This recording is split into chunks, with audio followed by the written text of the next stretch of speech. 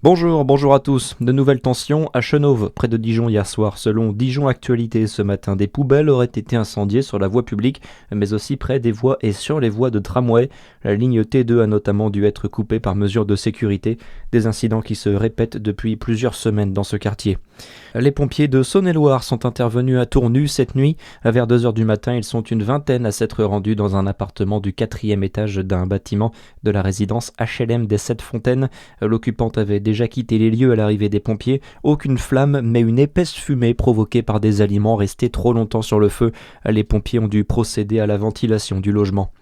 Le ministre délégué à l'Intérieur, Jean-Didier Berger, attendu demain en Côte d'Or, une visite sur le thème de la sécurité du quotidien qui débutera à Dijon par la découverte du dispositif On Dijon. Le ministre assistera notamment à une présentation de la coordination entre le centre de supervision urbain et le poste de commandement d'Ivia, avant un déplacement au commissariat de police nationale dans l'après-midi. 1 an après la promulgation de la loi contre le narcotrafic, la préfète de Bourgogne-Franche-Comté dresse le bilan dans un post sur X.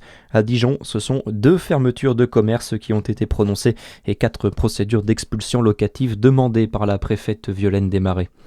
En France, nouveau coup de chaud sur l'Hexagone. La France s'apprête à vivre sa 2e vague de chaleur avant même le début de l'été.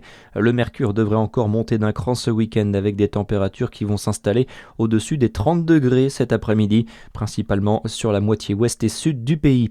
Et puis le retour de la Formule 1 cet après-midi avec le Grand Prix de Catalogne. C'est le Britannique de chez Mercedes, George Russell, qui partira en pole position devant Lewis Hamilton pour Ferrari. Le leader du classement des pilotes, Kimi Antonelli, partira 3e.